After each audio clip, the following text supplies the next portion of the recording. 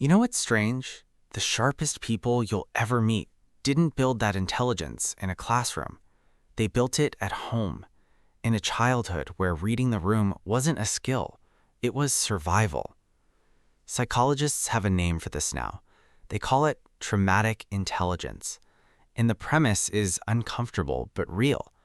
Pain doesn't only damage a person. Sometimes it builds one. When a child grows up somewhere unpredictable, a home where the temperature of the room could change without warning, the brain doesn't just survive that. It rebuilds itself around it. The amygdala sharpens, wired early to catch what other children never have to, and to see what other people miss entirely. Here are 11 signs you have traumatic intelligence. Sign 1. Your nervous system never fully powers down. You've probably never felt what other people mean when they say they're relaxed. Not completely.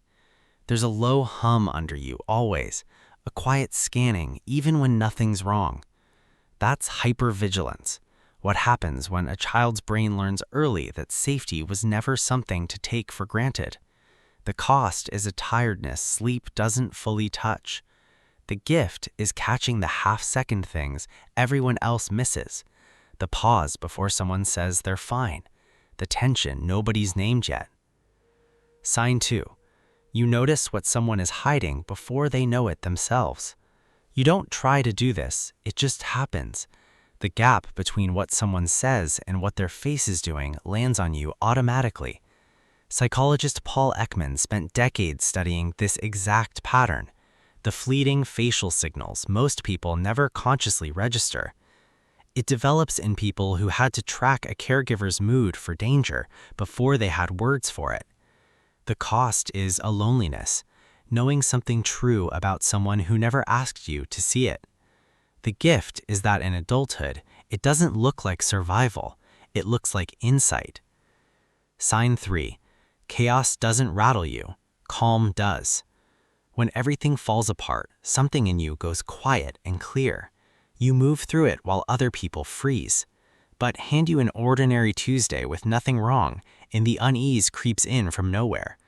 That's stress inoculation, an intelligence that learned early to function inside difficulty, so difficulty stopped being frightening. The cost is a body that doesn't trust stillness, because stillness was just the gap between storms. The gift is that when the world actually falls apart, you're the one who doesn't. Sign 4. You became a psychologist without ever choosing to. Most people take behavior at face value. You never could. You learned early that what someone shows you and what's happening underneath are rarely the same thing, so you started mapping people instead. That's hypermentalizing, an overactive habit of reading meaning and motive into other people's every move. The cost is understanding people sometimes at your own expense, since you see the wound behind someone's worst behavior. The gift is the depth you build from it. The people who feel truly seen by you aren't imagining it. Sign 5. You built yourself because no one else was going to. You don't wait to be rescued. You solve the problem quietly and move on, often before anyone knows there was one. From the outside, it can look like you don't need people. Psychologists call this compulsive self-reliance, a pattern where dependence starts to feel like risk, so competence gets built as a substitute for rescue. The cost is asking for help still feels like one of the hardest sentences to say. The gift is a capability most people spend a lifetime trying to reach. If any of this is landing somewhere specific in you right now, put the number in the comments. I read every one of them. And stay with me because the second half of this list goes somewhere deeper than the first. Sign 6. You feel everything at a volume most people have on mute.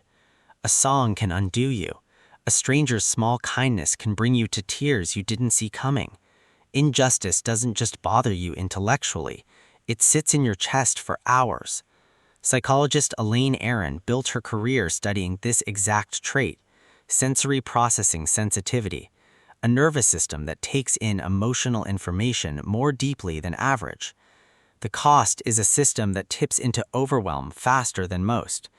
The gift is traumatic intelligence doing what it always does, turning depth of feeling into depth of connection.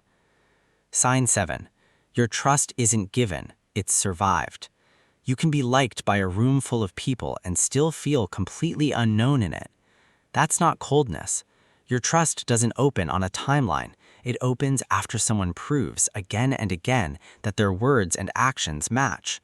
It's a slow, evidence-based way of trusting, built because somewhere early on, a smile wasn't always safe to believe. The cost is that good people never make it far enough to be let in. The gift is the relationships that make it through your filters are some of the realest bonds you'll ever have. Sign 8. You predict endings because you've studied beginnings.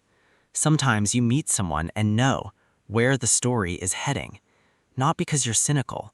That's pattern completion. The brain filling in a likely outcome from a handful of early signals it's already lived through.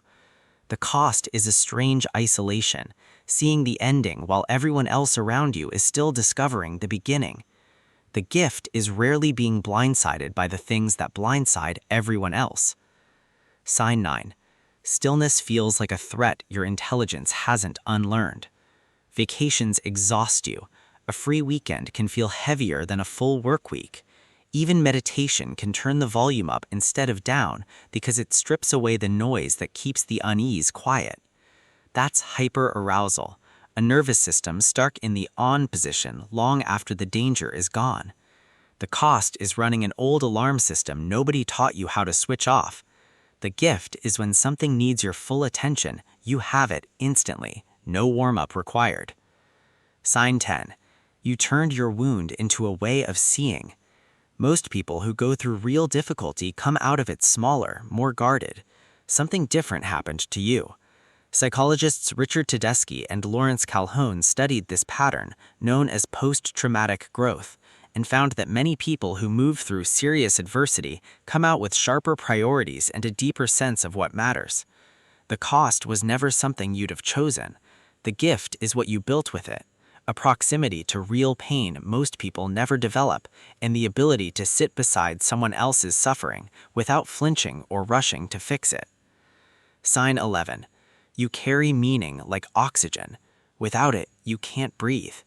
You've never been able to live a surface-level life, even when you tried. Other people can tolerate a job or routine that means nothing as long as it's comfortable. You can't. When your life drifts from purpose, something in you doesn't just get unhappy, it starts quietly hollowing out.